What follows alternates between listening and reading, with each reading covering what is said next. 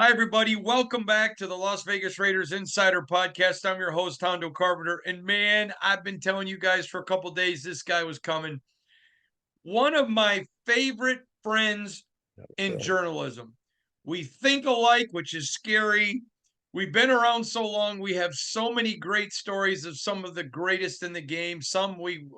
A few we can tell, most we can't.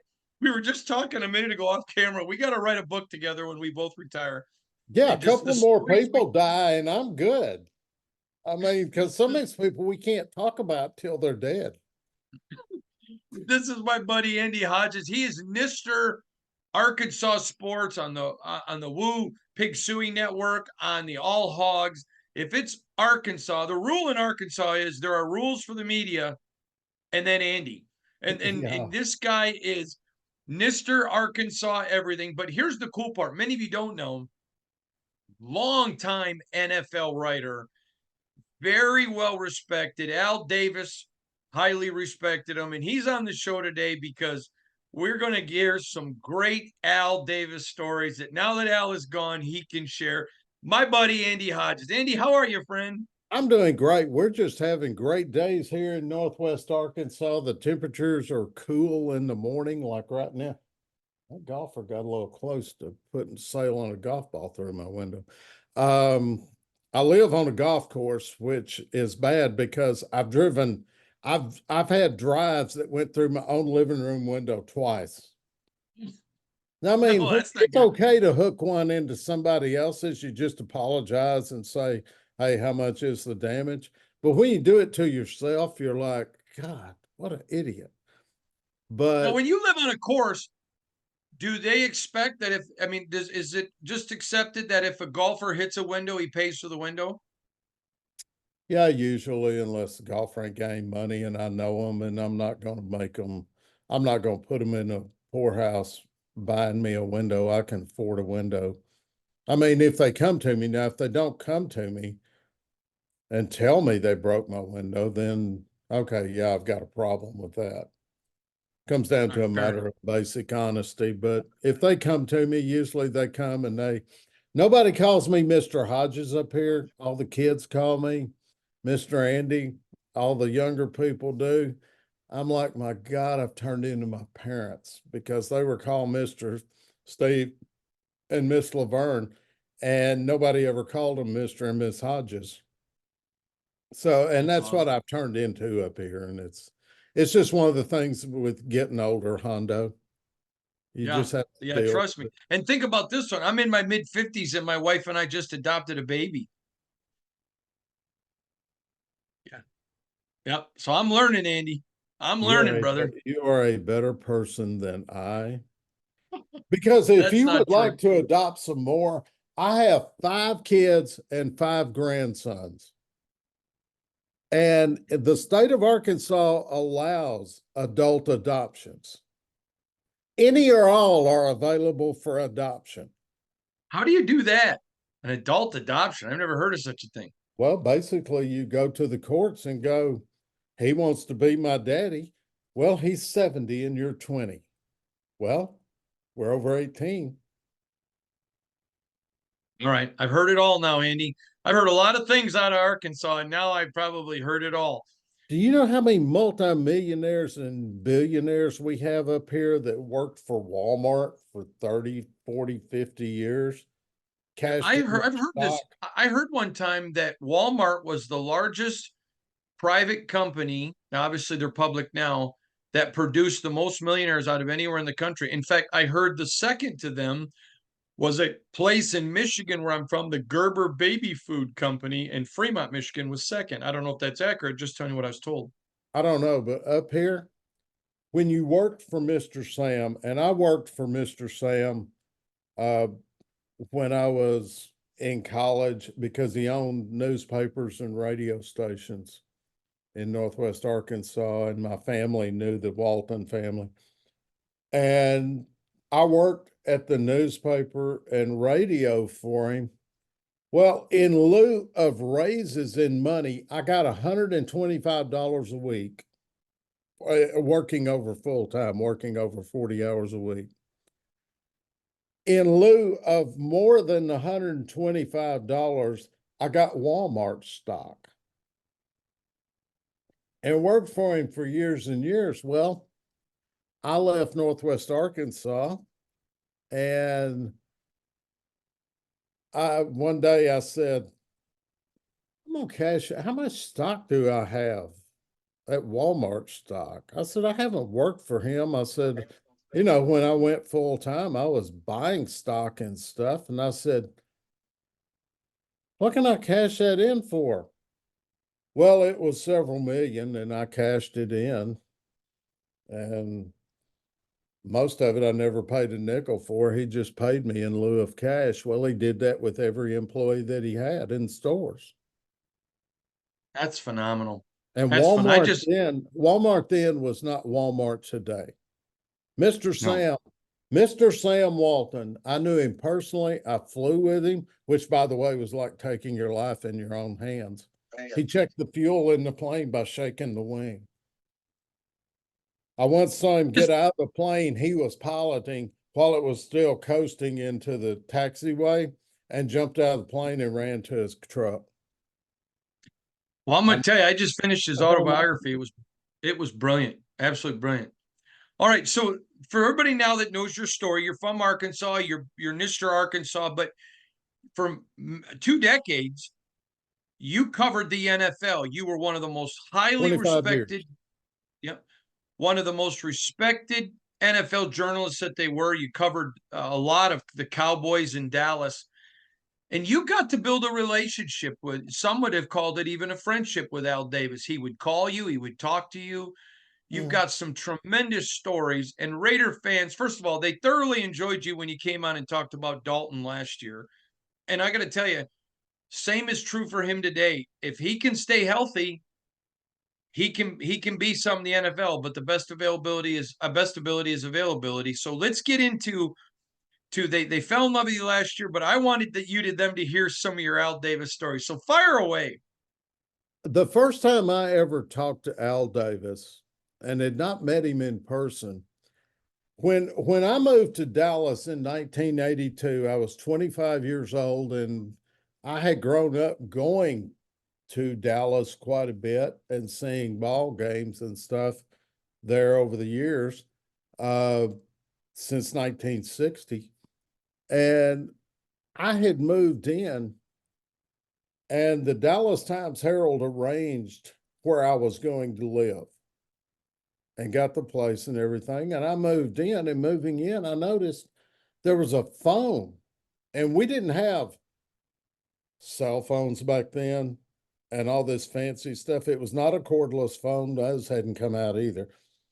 It was just a regular rotary dial phone over on the bar. I'm like, is this thing even hooked up? And picked it up, had a dial tone. Well, it rang about 3 or 4 hours later. I said, well, no, I'll pick it up and answer it. I picked it up and answered it. He said, how's Dallas? Have you got to see much of it yet? And it was Gil Brandt. How he had my phone number, had it hooked up, I have no idea. Well, I'm laying there one night. It's about 10, 11 at night. Phone rings. I didn't recognize the number. We had this, you remember those little caller ID boxes I do remember that. like that from the early 80s? Yep. And I'm like, I have no idea where that's from, and reached over and answered it and said hello. And he said, do you know yet what the Cowboys are going to do at quarterback? And I went, Mr. Davis? He said, it's Al, not Mr. Davis. And that was my introduction to Al Davis. No hello, no greetings. This is Al Davis of the Oakland Raiders. Do you know what the Cowboys are going to do? And he whispered everything. And I'm like, what the hell is he whispering for? It's just us. But that's the way every phone call was. And it would be this mystic deal. And he would get through talking and he would just hang up. Yeah. First time I met him, Andy. So I'm with Matt Millen, who's one of my dear friends, and Matt introduces me to him, says, hey, this is the guy He's the beat reporter that covers us. I told you about because Matt had told him he liked the way I did it, that I did it the old school way, the right way. And now, as you know, Al was not a big man. I'm a big man, and he looked at me, and this is what he did. He went, Raiders. That's all he said. Not high, not shaking my. He just goes, Raiders. And I go, hello, Mr. Davis. Al. And then he just started talking. I mean, and so what was hilarious is I see him a short time later. I'd say short time, probably a year later. And I run into him, and this is what he looks at me, does the same thing. He goes, Raiders. He goes, how's Maddie? He never here's another one. Raider fans will love this. He calls me one night, and they were all late night phone calls. Nothing could happen in the daytime. Why that was, I have no idea. He calls me and he goes, what kind of shape you in? I'm like, well, I'm not bad. He's like, I may have to call you in. I'm like, for what? I mean, I wasn't a bad player, but I mean, I wasn't NFL quality except for one thing. He said, Ray's got a hamstring injury. And he said, you're the only guy that can punt as good as he can. I'm like, well, that would take a little practice to get back to that point, coach. Because Ray Guy and I used to work out together. Yeah. Because I went to his kicking camps when I was in high school and stuff. And I was a very good kicker. He was the first to hit the Super Bowl gondola. I was the second. Oh, wow. I was with the media and hit it in blue jeans and tennis shoes because he wanted to prove that you could hit the gondola in the Yeah, because they Superdome. said nobody could. Yeah, he hit it. He said, "Hell, I can pick up a media guy over here and hit the gondola." He said, "Andy, come here." So I'm like, "What?" He's like, "Punt it up there and hit the gondola," and I'm like, "You sure are? You're taking a lot. You're assuming an awful lot here." But I hit it. I bounced it off the thing. And it really wasn't very high. It wasn't that impressive of a kick. The thing wasn't that high. They've since raised it about 50 feet, I think, something like that. But all of Al's calls were hilarious, and they would increase when they played the Cowboys. They met several times in the regular season. Needless to say, I did not go to the Raiders. He didn't call me back about a tryout or anything. Nothing ever materialized on that. But I thought, where did this come from? And the week that they would play the Cowboys every year, Al would be going, what'd you see at practice? I'm like, well, they ran, they jumped, they threw the ball. Landry say anything about us? Well, Al, he said y'all were tough and mean and like to do things that, were left up to the officials' discretion and they just decided on how they wanted to choose it. He's like, we're going to beat the shit out of them. And I'm like, okay. And then going to the Cowboys and Raiders games were always hilarious because Al Davis and Tex Schramm, the general manager guy that ran the Dallas Cowboys, had this weird love-hate relationship. They loved each other and respected each other, but then they hated each other because Tex basically ran the NFL while Pete Rozelle was the head of it. And of course, everything that Al was trying to do, moving the Raiders all over the West Coast and things, Tex thought was bad, that no team should be allowed to move unless the NFL okayed it. Well, they were the only two people, only two owners that sat in the press box. The only two in the National Football League that sat in the press box.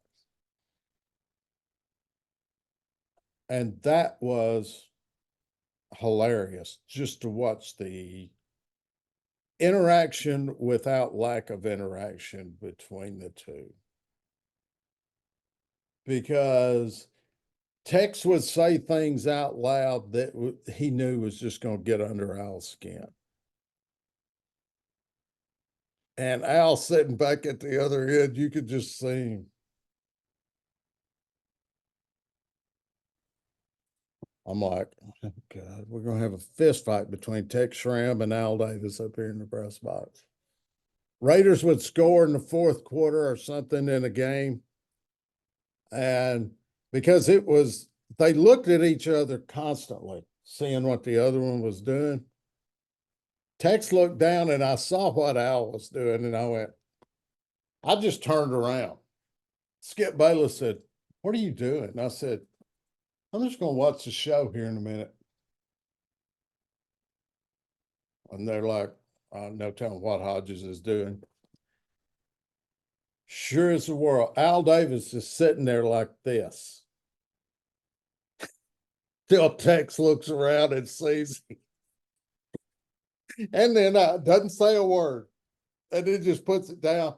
And Tex looked like a thermometer in a cartoon, going completely red, and thought she was going to blow the top of his head off. But Al would call, and he would drop little nuggets of information. And he wasn't the only one in the NFL, because Gil Brandt used to do the same thing with the Cowboys. And we were reasonably sure the Cowboys back then had their training camps in Thousand Oaks, California.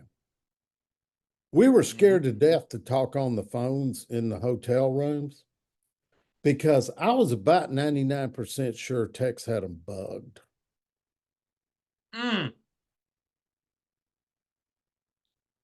So, No kidding. I mean, well, I don't know that for sure. So we would make phone calls from the payphone if it was anything. A But lot simpler. Al would call with these stories. He would call and go, "I wanted to give you a heads up, or I wanted to just let you know, just for you. I'm going to do something with Mark Wilson, or I'm going to do something with Plunkett. Plunkett can't start anymore. He can't throw. Or so-and-so couldn't catch the ball," or something like that. But it was some kind of innocuous deal. And I'm sitting there going, nobody in Dallas cares. Mm-hmm. And it's not really that big a deal. Covering Raiders training camp would have been more interesting for me as a columnist than writing these routine stories. But Al would just keep calling, and never anything breaking until he decided to move the team to Los Angeles about 1983, 84. Phone calls got real interesting then. You were around him more than I mean, people out there were around him more than I was on a daily basis, but he would call me and he'd go, and nobody ever was out to get him. They just wanted what it came down to, the NFL wanted their cut of money. And that's what Al said. They just want a cut of money. He said, if I gave them a cut, they'd let me move anywhere I wanted to. He said, they don't deserve a cut. But that was it. I mean, he would go into these personnel issues, and I didn't even know who he was talking about half the time. And I asked John Madden one time, I said, did he ever interfere with your coaching or anything? You know, coaching for Al. This was after Madden was in the TV booth and stuff. And I said, never did. Never told me I needed to do something on a play. He just we'd talk football and kind of what we were looking to do. And I'd tell him, and he'd go, okay, maybe come up with a suggestion on alignment or something. But he'd tell me personnel decisions, and I'd go, okay, I agree. And Yeah, Madden told me the same thing. He said he was not he wanted to win, but he trusted him to coach his team. He said Madden told me that Al told him, "Listen, I've coached, And I know you can't coach having someone tell you how to coach. And I got, I have so much respect for Al because of a lot of things, but one of them was my spending time with John Madden. Al Davis was one of those people. He ran a team. Now, the circumstances around him coming to own the Raiders, that gets into a litany of lawsuits that's been litigated and decided and all that stuff over the years. But to go from an assistant coach to being the owner of an NFL team, basically with no money. Mhm. And to do that, you can't do that anymore. But to do that is very smart, takes a very calculating person and a person that knows how to put the pieces in place and leave them in place to win. Because if he wasn't winning championships, he could not have done that. He couldn't So have let me pulled ask you, it let me off. ask you this. I'm sorry, go ahead. He couldn't have pulled any of that off because nobody in Oakland would have supported him in the move. If he wasn't winning, Hondo, they would have thrown him out. They would have wanted him gone. So let me ask you this question. I have immense respect for Al Davis, but my level of respect went through the roof of them one time. I'm on an airplane flying to London, and I'm sitting next to a gentleman who works for a professional soccer team in London. And we're chatting, and he, finds out what I do for a living, and we're talking. And he mentions to me about Al Davis. And I said, yeah, I think he's one of the NFL owners of all time. And he looked at me and he goes, if that's all you think he is, you have no clue. And I go, explain. He said, he has changed professional sports all over the world. He goes, I don't even know if he knows if soccer exists. He goes, but I'm going to tell you, he's changed professional soccer in Europe, professional sports in Europe. He goes, that man is the largest figure in professional sports worldwide. Marketing, the way he set his team up. I mean, that's when I really started to realize how big of a deal Al Davis was. Yeah. I mean, he knew the basics of marketing. And a lot of this comes back to his conversations with Tex Schramm. Because Tex came into the league and Tex had been with CBS and had gotten them broadcasting the Lake Placid Winter Olympics and put it on TV. First time at Winter Keep Olympics had ever delayed. been televised. Yep. And Tex used to say, this is the direction of the sports fan of the future. It's not how many people you get in the seats. Your biggest fan base is going to be looking at the TV. And I remember one year, 83, 82, 83, somewhere in there, you could tell me, knowing much more about the Raiders than I do. The Raiders went through a uniform tweak. The Cowboys went through a uniform tweak at the time. Well, Tex Schramm had told me that they were going to be doing that and how they were going to be doing it. And I said, can I come watch? Because this would be some great call. Do you know how they decided what uniforms, the exact color and stuff? Al Davis flew to Dallas. He and Tex Schramm were at Texas Stadium and had people dressed up in the various shades of the uniforms and had them parade out on the field at Texas Stadium with the lights going.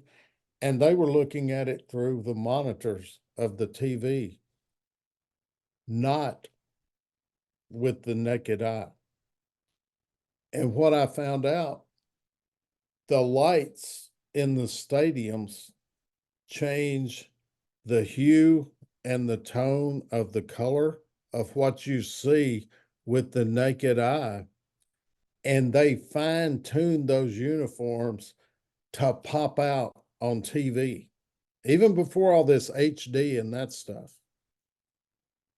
And Al Davis was right there with Tex Schramm on the cutting edge of that. And if you remember in the 80s and 90s, the Raiders uniforms popped off color TV at you.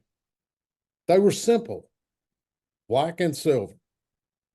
There wasn't any mystery to the uniform, any great fancy design. Simple, black and silver popped off the TV at you. Well, the Raider fan base, you would know this far better than I do, having a website that covers them. The Raiders have a much larger fan base. Raider Nation is much larger than Las Vegas, Nevada, Much. or Oakland, California. Well, the reason the Raiders look good on TV, they have an image. Al built that image.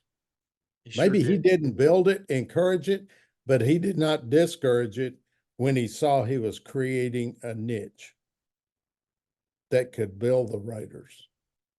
And winning, he knew if you won games, that would help whatever image you were trying to build. And he and Tex Schramm basically built it up. The Raiders were the bad guys. The Cowboys were the good guys. And go for it. Great stuff. Andy Hodges, he's part of the Woo Pig Suing Network, All Hogs. He is Mr. Arkansas football, basketball, baseball, whatever it is. If it's anything to do with Arkansas, in fact, I'm convinced to get the nomination for governor in that state, you got to go through Andy's living room. No. I do not. I do not contribute to political candidates. I do not. I didn't. No. I'm just saying for both parties, they've got to go through and kiss the ring of Mr. Andy Hodges. He avoids politics, but he's Mr. Arkansas.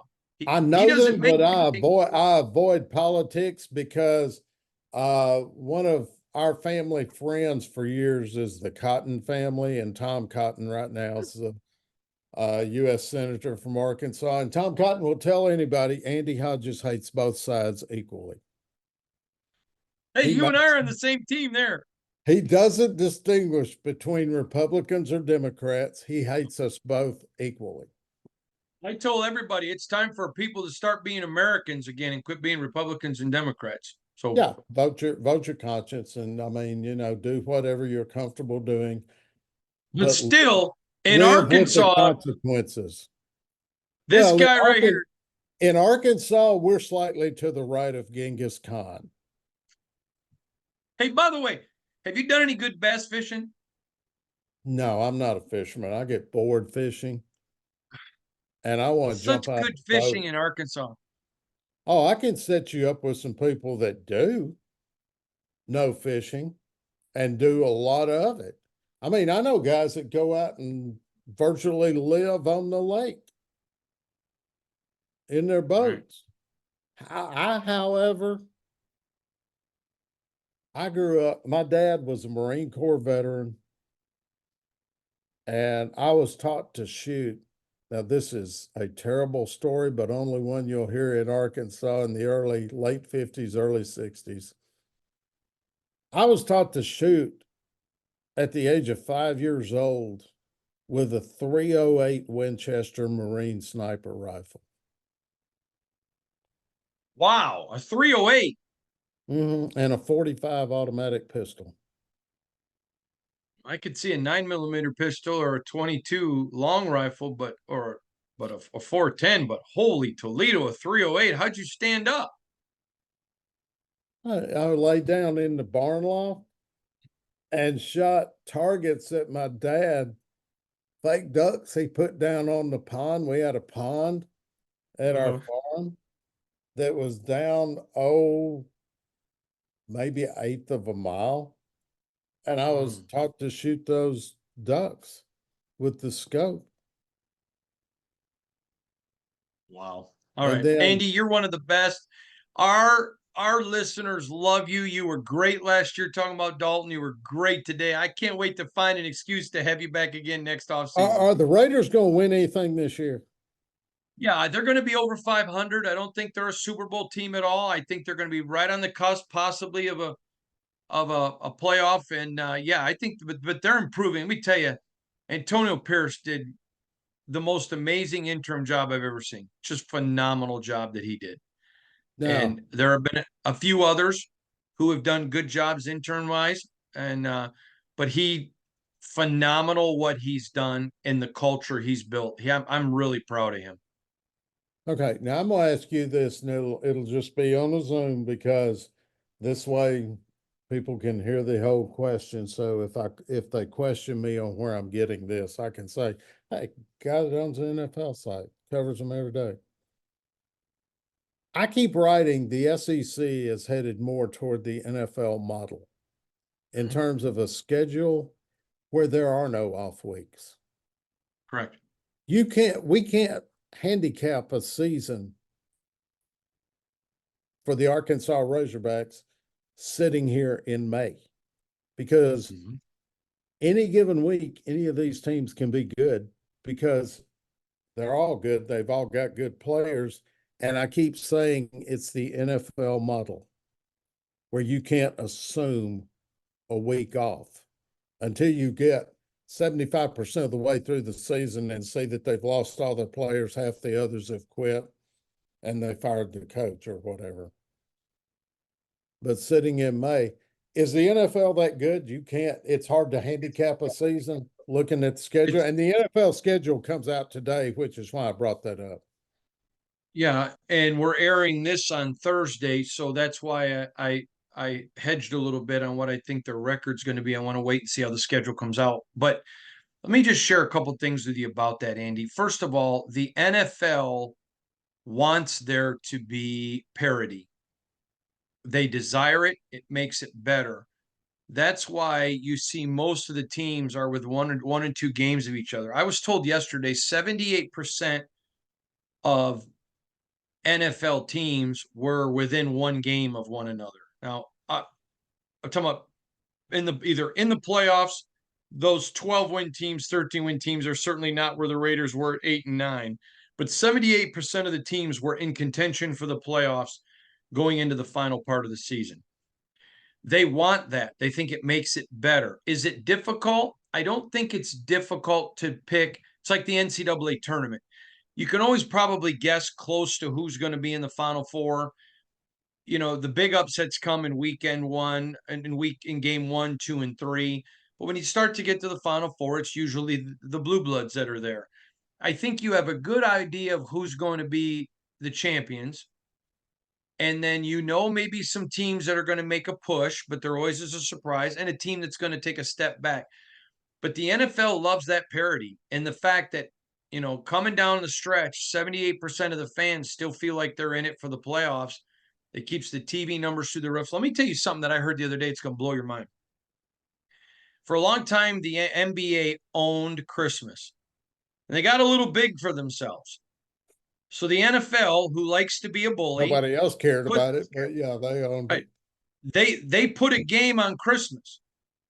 Do you know that they've had the draft was on two networks? Two networks. Both networks had higher ratings for the third day of the NFL draft than all of the NBA playoff games combined. I mean, it's not even close. They're talking about, wow, NBA playoff game got to 8 million viewers. They had regular season NFL games that got to 49 million. It is just, it owns it. They're the bully. That's why, okay, wait a minute. And NBA, you think you own Christmas? All right, we'll take it from you. They're just the big dog. And it's who they are and it's what they are and the parody. And I'm going to tell you, I'm not a Roger Goodell fan at all. I think he's bad for the league. In my personal opinion, I think he's done a lot of good, but I think he's hurt them too. But I will tell you this about Roger Goodell and the NFL.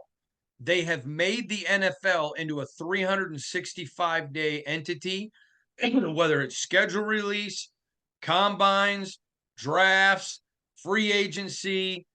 They have masterfully. Now, I think they're in danger in a couple areas of overplaying their hand and alienating people.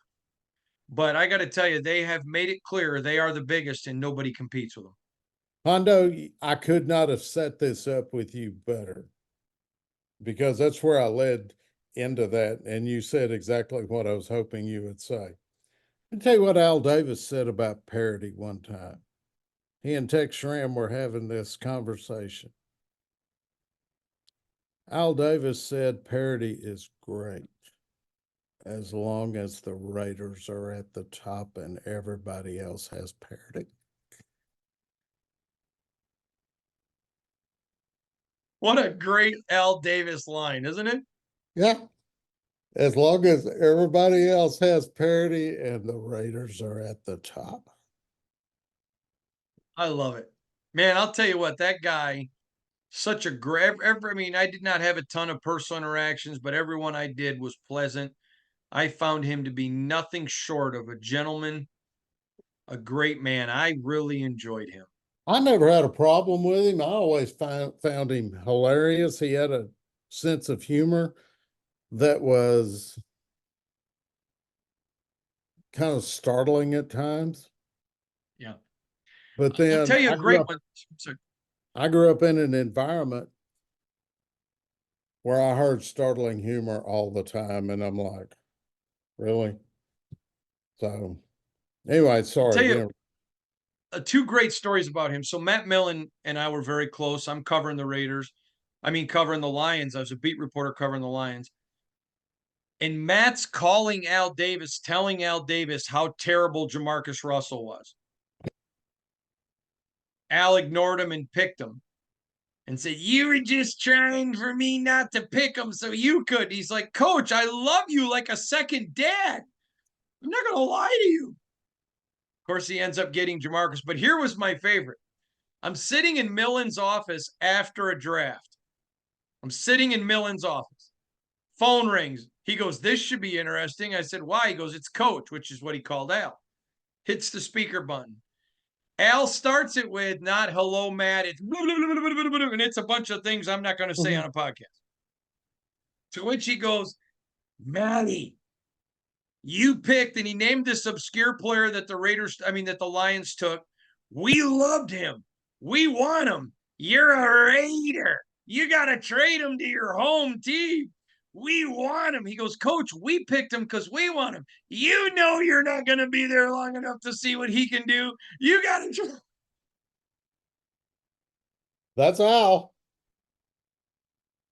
And And he draft knew day, how to they play will that loyalty card, didn't he? draft day, they would pull anything out of the pocket. And I don't know how the Raiders used to conduct their drafts, but the old Cowboys, Tom Landry had input on the first round. And he literally, after the first round pick was made, he went and played golf. The rest of it was up to Gil Brandt.